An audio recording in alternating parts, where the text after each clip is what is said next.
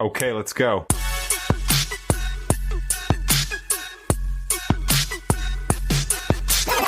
Well, hi, friends of the Coachella Valley. Jose here from The New Mindset, bringing you yet another awesome episode. I like the way we've been doing episodes lately.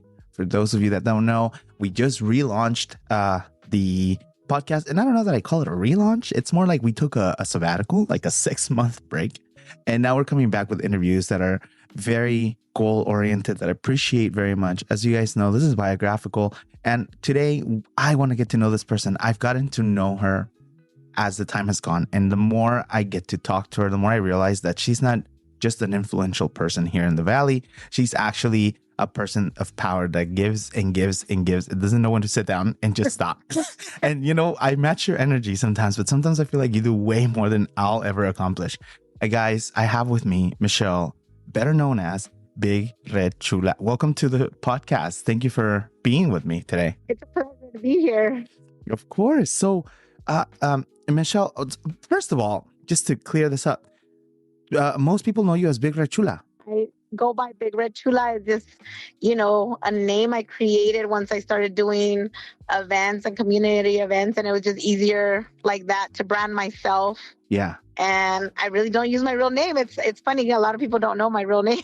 So you're kind of like Batman, right? Like, which one's the real version of you? That's awesome. So before you became Big Red Chula, you Michele had to grow up somewhere. Tell me, are you from the Coachella Valley? Born and raised in Palm Springs, Desert Regional. Palm Springs is where I was born. There you go. Yeah, and I worked there for 24 years in healthcare at that hospital. There you go. Before, so you were born in Palm Springs. Did you go to school here in the Valley? Of course you did. From Palm Springs High as well. Okay. Did you ever do any sports out there? Didn't do any sports for the high school. I was in like a marketing academy with them, but I did for the city of Palm Springs. I played ball. And, for when they opened up the Big League Dreams in Cathedral City, like right when they opened it up, I did softball there too. So I played softball.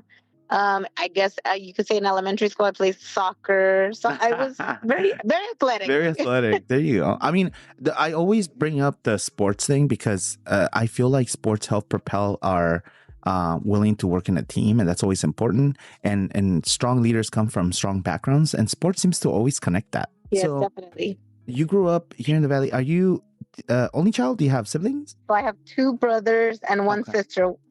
So I'm the second oldest. Okay. And so you grew up in a family with numerous individuals. Of course, most of us do, right? And did you? Yeah.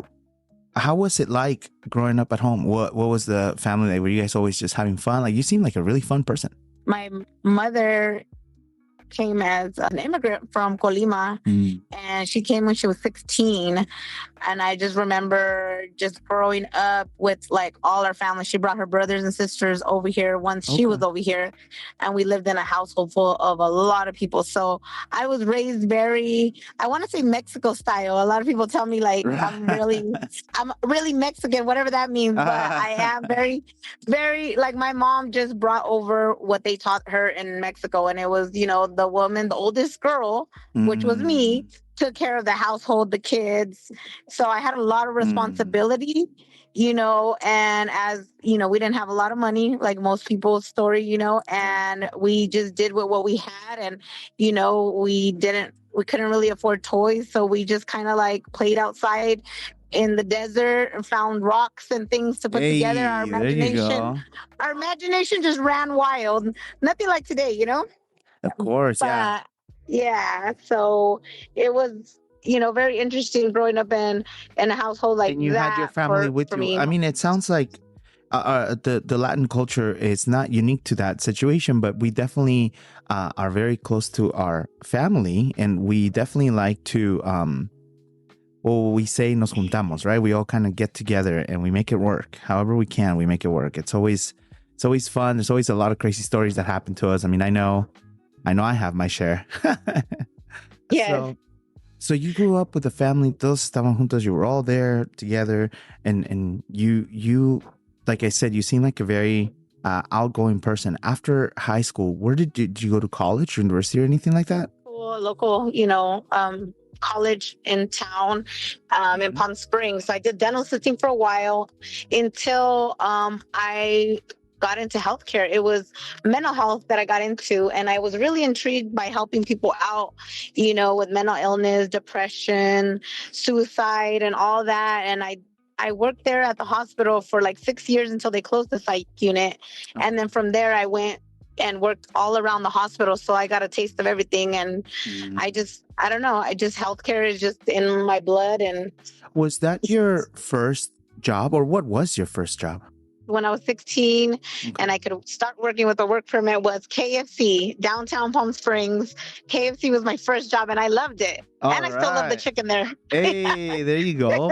Well, what's a lesson you learned from your first job at KFC?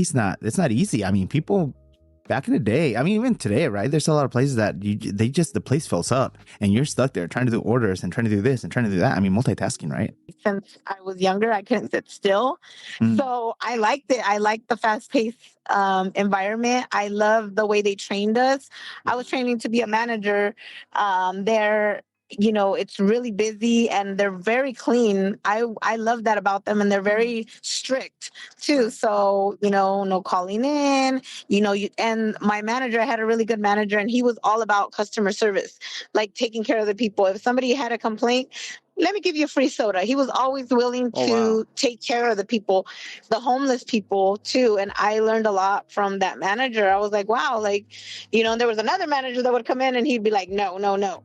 But this manager, I was like, he was all about customer service and the community. And I really liked that. So I learned a lot at my first job. Did you ever join any of the nonprofits that help people in that type of situation that are maybe homeless or don't have a place to go? Our family did that. We knew there was families in the area that needed things. We would just go and fill up the truck. And even if it was a couch that they needed, a bed that they needed, we just, go and give it away. Growing up with the mother that I had, she was very, very like that too as well. So sometimes it's hard to get away from that because you see people that need things, and it's like, us that are fortunate. And I just say we're just fortunate and blessed. Like, we can give back if we have a little bit of something and they're missing, like I can go out and buy it, because I work, and some people just don't have the means, or, a tragedy happened and they don't have the means to go buy things, or, food or a couch or a table or any simple thing like that. So, but I see people in need, and if I have it, I will find a way to help them. that does speak to your character. That's the person I've gotten to know. I mean, honestly, it sounds simple, but sometimes, it's just taking that extra step. Not everybody's able to or willing to do that, and that's very remarkable of you. It's something that you, obviously, when people meet you the first time, is the kind of the first thing that you catch. Before we move on to the next section, I do want to ask you, and there's a reason I'm asking this to all my listeners. What was your first car? So it was an F-150. It was a white F-150. Okay. And did you have a name for that truck? I started liking Felix the cat back then and Betty Boop, so it was like all over my truck. Hey, Felix the truck. There you go. And so that was your first car. I'm mentioning this because we're about to go into the next session, which is what you're doing today. And I'm really excited to have my listeners hear about this, because I don't have a lot of... well, let me not ruin it. Let's cut to a quick commercial. When we come back, let's talk about what you're doing today. We'll be right back. Your well-being is so important. Leave it to the professionals. We found you a place local here to La Quinta, Cameo Palms. And I have the owner to tell you a little bit more about it. Hi, my name's Eileen with Cameo Palms, Restorative Massage Therapy. I specialize in medical-grade massage that goes beyond relaxation, designed to relieve deep and chronic pain. With 20 years of hands-on experience, I've helped clients move past conditions like sciatic nerve pain, frozen shoulder, stiff neck, or the lingering effects of injuries such as car accidents or falls. The work is intense, but it's designed to help your body heal so that you can move more freely with less pain holding you back. Each session is tailored to your exact need for the day, creating space for true healing and restoration. I also offer emotional release therapy, which can help those experiencing issues such as grief, CPTSD, or that nondescript, apathetic, stuck feeling. Give your body the care it's been needing Visit www.cameopalms.com or text 760-349-2415 to schedule your appointment today. Cameo Palms, a light hand in building your wellness. Well, guys, there you have it. Don't hesitate. Don't wait. Go today. Reach out to them, make your appointment, and make sure you take care of yourself. Now, let's get back to the show. And we're back here with Michele, otherwise known as Big Red Chula. Now, let's talk about what's going on today. So, like I mentioned right before the cutoff, I just wanted to hear what your first car was. I'm going to let you go on about what it is that you do, but please share with us the scene of the car show industry. I know you also do stuff in healthcare, but I want to ask you about that because I've never really, look, I'm going to share your story of mine. The first time I went to a car show, I was in LA, and my uncle said, hey, there's a car show happening at the Staples Center or something similar like that. And I think you like it. Come with me. Let's go. And I was a little kid. I was probably 11.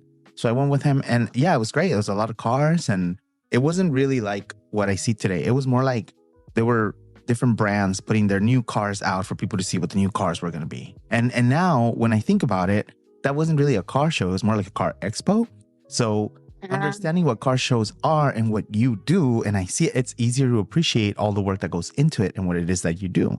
So Michele, let us have it. What is it that you do today, and why do people know you as Big Red Chula? It takes a lot of work to put it together, but it's everybody coming together as a community, showing off their cars and how much money and hard work they put into it. But it's a reflection of our culture, reflection of ourselves. Some of them are even murals of like people that have passed away, or cars become like kind of like a moving honorable, like how do you call it, podium for people that have passed away, like they dedicate it to their grandmother, their mom, or a lot of people buy cars in honor of the year their mom was born or they were born. So for me, I didn't really grow up with like a father or a grandfather passing down a car. I was just always really intrigued by cars and revamping them. And I got into the car scene because I just went out and I started modeling for the cars, not even like trying. And I created my name. And from there, I bought my first car, which was an 86 luxury sport Monte Carlo that I was in love with when I was in high school. The guys used to drive it. And I was like, one day I'm going to have a car like that for myself. And as a single mom with my sis, we're not, she's like a sis of the heart.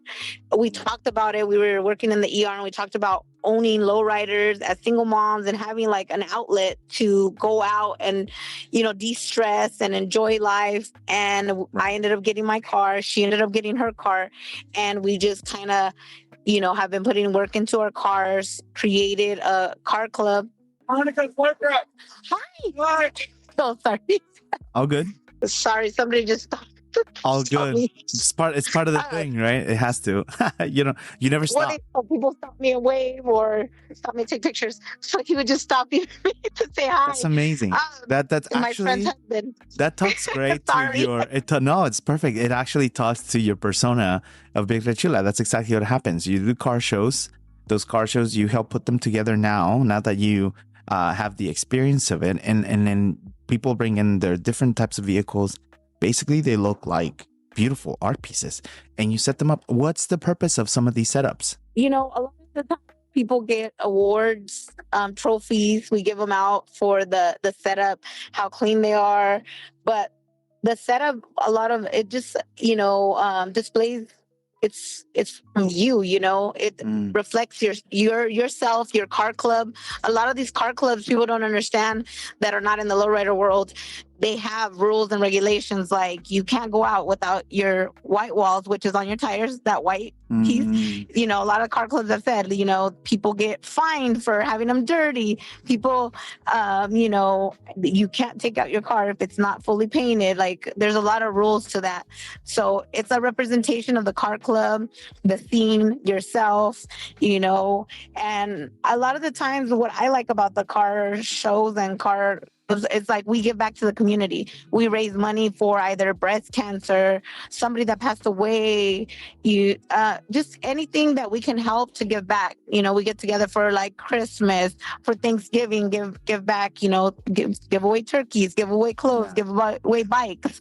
So we collect all of that stuff. And we also support our vendors. Our vendors are a big part of our community as lowriders, because without them, we wouldn't have food. We wouldn't have the memorabilia of like the lowrider scene. A lot of it goes back to like the 1950s that they sell, 1980s, and all the things that represent the lowrider world. Like, you see a lot of Felix the Cat.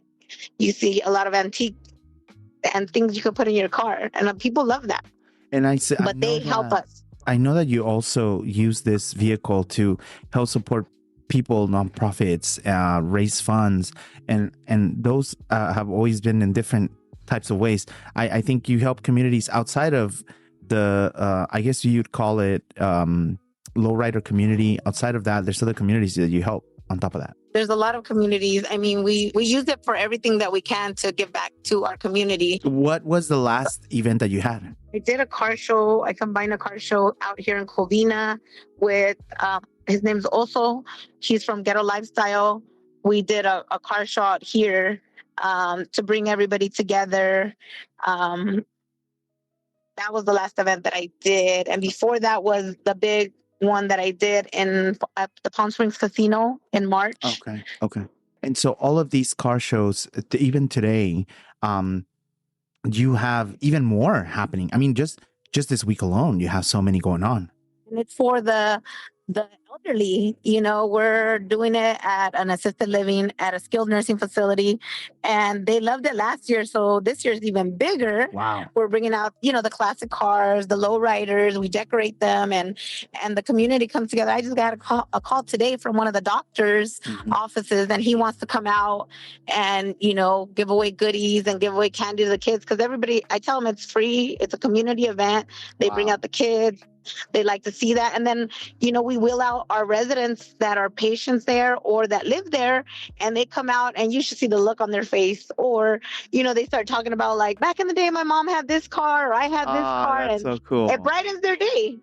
That's a part of it that's unique to that type of, these types of shows, that it's very much plays on reminiscing on your past. It actually helps connect our roots before we even start talking about it. We just seeing them. Some of these lowriders remind us of so much of the past that it's all these good memories. It's a good feeling to see these out and about. What is the busiest time of the year for you? It's the holidays, like starting now, from Halloween to, after Valentine's. Every holiday is a reason to get together and bring out the cars and, get back to the community for people that, don't have anybody to celebrate with, or get a little gift, or a little taco. A little taco. That's right. A taco, awesome. Because we always have tacos. Oh, that's awesome. So then the other thing is, how long does it take you to plan one of these car meets? And I would say about 6 months. Oh, wow. Sometimes it takes up to a year to plan a really big car show. Like the one in March, that one, sometimes it's been like, once it ends, we start planning for the next year. Yeah. Wow. That's awesome. I mean, it's great that the community knows too the scheduling of stuff. And I can imagine everybody that gets involved. You must know people across all of California. Dallas, San Antonio. I've had a show in San Antonio, and I had like 2 guys drive out from Dallas and say, "Oh, we just wanted to meet you." So I go everywhere. Like wherever I say, Big Red Chula is worldwide. There you wherever go. That's it. Yes. Well, let's cut to the next commercial. When we come back, let's talk about what's going on in the future. See where this is all going. Guys, we'll be right back. This week's episode of The New Mindset is brought to you by Jeff Mo. Here to tell us more about it is Ozzy, one of the owners. Take it away, bro.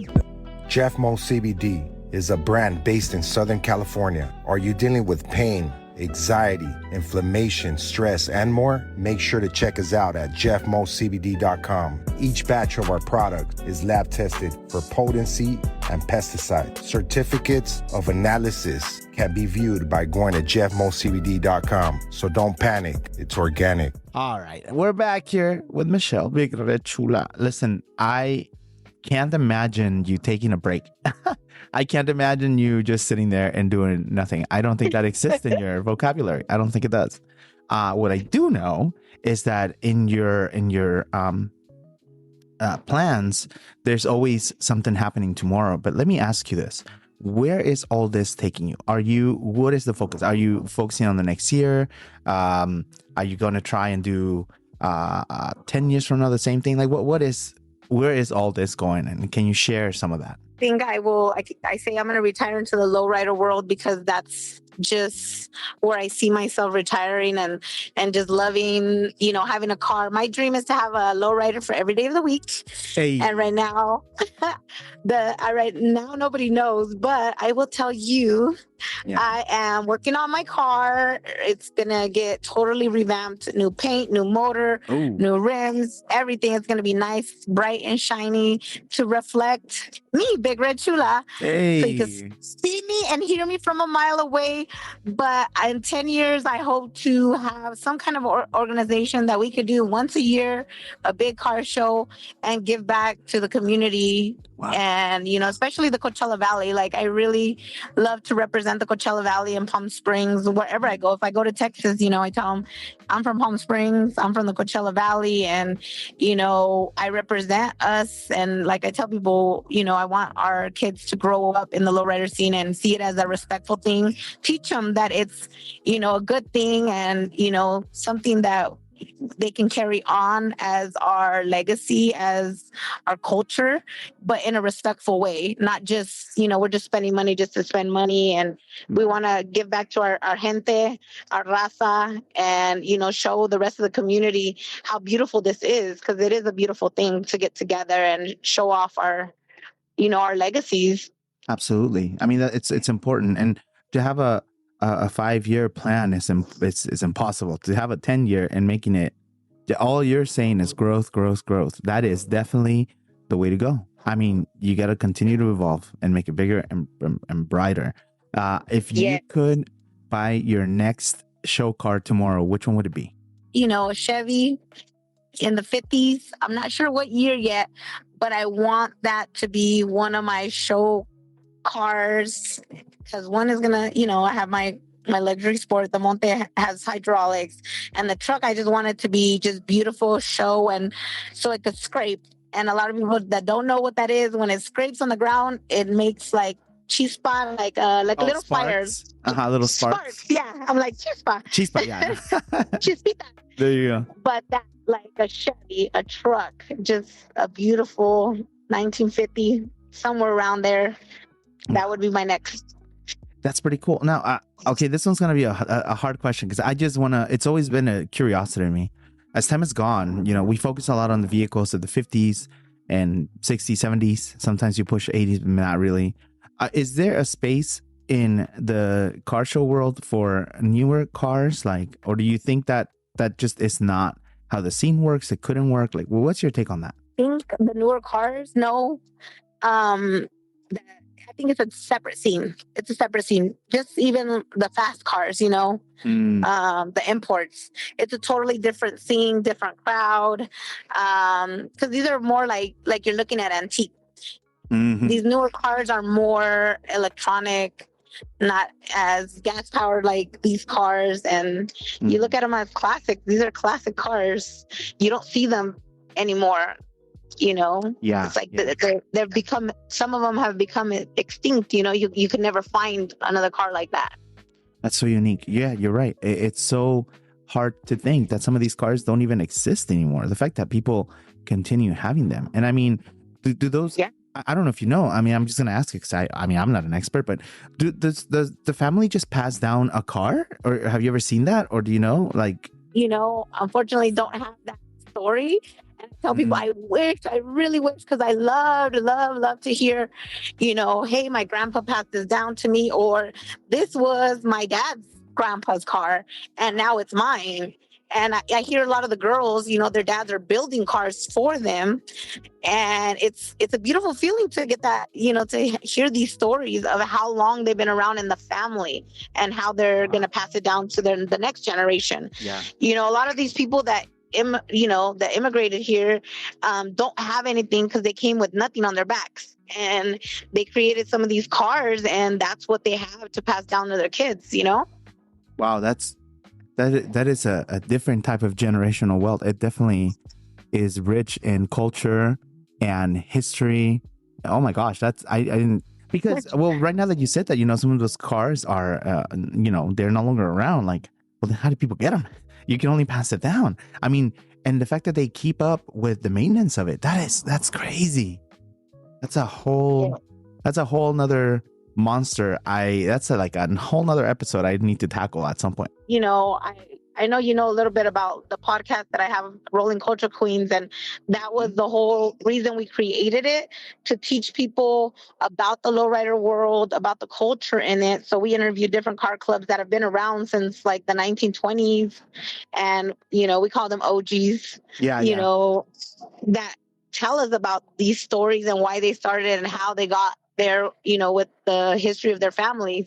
Yeah. Oh, man, that's so cool. I appreciate that. Okay, so Michele, let's move on to the next. This is the last bit after this. Could you believe we've been talking for like almost 30 minutes? Is that crazy? Let me tell you about this next section, because I like to tell people right after I start talking about it. So we're going to come back from commercial. When we come back, I'm going to ask you for your pearls of wisdom. So let me tell you how that works. I don't think there exists a playbook that tells you how to get rich or famous or be good at something. Like, I don't think that exists. I think people can help you and guide you. I like to ask my guests to give my listeners some type of, advice, pinpoints, any sort of an idea of how can somebody sitting there listening to this say, hey, you know what, maybe I want to join a car club. Like, how do I do it? Or what could I do to start something like that? Let's go to a quick commercial. When we come back, I'll hit you with the hard question. We'll be right back. Hey, friends of the Coachella Valley, ready to make a real difference in someone's life? Stay tuned to hear how you can help create positive change in our community. Your support can truly make an impact. Voices for Children is seeking volunteers known as court-appointed special advocates, or CASAs, who advocate for children in foster care to ensure their needs are met as they navigate the foster care system. Learn more and register for a volunteer information session at speakupnow.org. Thanks for listening, and a big thank you to Voices for Children for sharing their important message. Now, let's get back to the show. All right, we're back. So once again, thank you, Michele, so much. I really appreciate this time. I know we see each other all the time and we talk all the time, but I've never really sat down and asked you all these important questions. I mean, I'm getting that feeling of like, I want to go to the next car show and actually just like sit down and understand the car. Because I think sometimes we just walk by them and think, wow, they're cool. You take a picture and you're done. But you're just making me realize that there's more details that I haven't even paid attention to. When you walk into a museum, you see the art piece, but you don't just look at it, take a picture and walk away. You like look at the expression and the face and the movements of the hands and all this. So I think I'm going to start doing that with these cars. I don't think I've been doing that. I'm going to pay more attention now. Thank you. Thank you for that. Michele, there's no guide to be successful. I don't think there is. I don't think there's a 5-step guide, but I think that you have lived enough and known enough to be able to tell some of my listeners what types of steps or what type of bullet points you could share to them that could help them be successful in the field that you are, or be car show enthusiasts that can become entrepreneurs. Like what would be a good guide on how to get to where you are? Could you share that with us? A lot of these people now, because of, the social media and all that has changed people and how they look at things. But my biggest thing is, if you really have the love for it and the passion for like the cars and the culture, you will be successful at it, because you're just doing it out of love for the cars, your car, the people, and just being around other people generally makes you happy to see their success of their car, how beautiful it is. There's all love and no hate. Like I say, you will be successful at it, and having, goals to set and having patience, because a lot of these times these cars take a lot of patience. It teaches you a lot of patience because of buying parts, not finding them, not for them not to fit on your car, and the pricing on everything. It all adds up. But if you're doing it because you really genuinely love it and have a passion for it, it's just a beautiful thing to see your masterpiece unfold in front of your eyes, and then to take it out to a car show and just show it off. It just brings you so much pride. But I never quit. The determination in somebody's eyes and heart is what really drives you to finish a masterpiece like this. So it's a lot of love, patience, and pride, so that's as much as advice as I can give. I can go on and on, but that's amazing. No, that's great. I mean, you're speaking to not only the dedication of it, but the sacrifice to it. I think that there's definitely the love for it, but just know that you're going to have to sacrifice a few things to get there. But just like anything else, if you love your job, you're going to keep working. You may sacrifice a few hours out of your day, but you're going to be better at it. And it sounds like that's what you're encouraging people to do. Well, Michele, I've taken enough of your time. You need to get back to those cars, man. Right? You see? Well, I do want to thank you so much for your time. I know this is the first time I've been asking you about this podcast and for us to do it for some time. And I'm so glad that we finally took a few minutes to hop on a call and talk to each other. And I love getting to know more about you. You really are a great individual, and I can't wait to see where all of this goes. I mean, your goals are stopped by your willingness, and you are so willing. You are the most willing person I've ever met. So I know you'll accomplish that. I hope that I and the New Mindset are there for it, so we can continue propelling the next generation. So when you pass yours down, they pick it back up.